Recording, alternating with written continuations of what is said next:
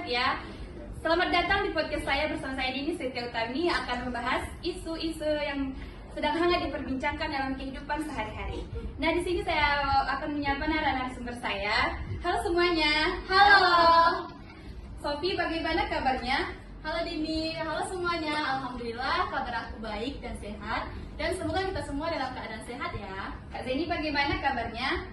Halo Dini, halo semuanya. Alhamdulillah saya baik. Senang bisa ikut diskusi pada siang hari ini. Alhamdulillah. Kak Sylvia, bagaimana kabarnya? Halo Dini, halo semuanya. Alhamdulillah kabar saya baik. Semoga kita semua diberi kesehatan ya. Kak Fiara, bagaimana kabarnya? Halo Dini dan teman-teman. Alhamdulillah kabar saya baik. Oke, sudah lengkap ya narasumber kita pada hari ini. Di sini kami akan membahas topik BBM naik, rakyat menjerit, siapa sih yang sebenarnya diuntungkan? Kita mulai dari pertanyaan dasar, kenapa sih BBM naik? Jadi ada beberapa faktor Dini. Salah satunya yaitu minyak dunia yang naik turun. Selain itu, subsidi dari pemerintah yang terlalu besar juga sangat mempengaruhi. Biasanya kalau pemerintah melakukan subsidi terlalu besar, maka pemerintah itu akan melakukan penyesuaian harga. Berarti bukan kebijakan dalam negeri ya? Ya, kondisi global juga sangat mempengaruhi. Bagaimana dampaknya dari UMKM?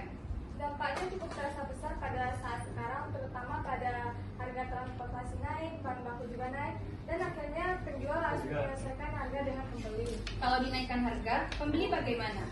Pembeli akan menjadi lebih hemat dan penjual akan makin susah meminimalkan harga. Kalau dari Kak Sylvia, bagaimana pandangannya sebagai mahasiswa?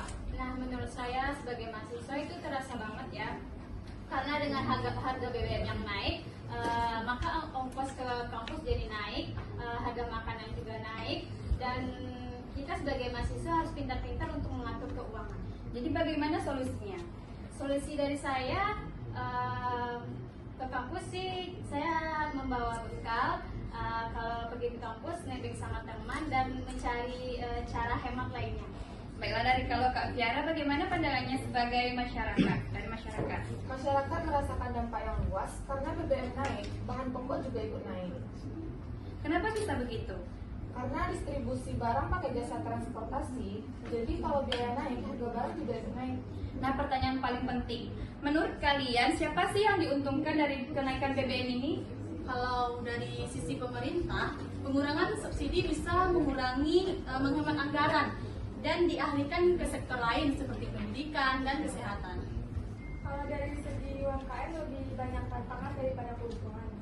Kalau menurut saya, kebijakan itu harus memperhatikan masyarakat agar tidak membaratkan masyarakat itu sendiri.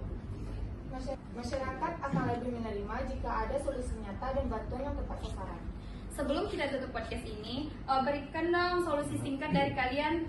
Menurut saya solusinya gunakanlah BBM itu dengan bijak dan kalau bisa kita itu menggunakan transportasi umum. Nah, jika kita menggunakan transportasi umum, berarti kita akan bisa menghemat BBM.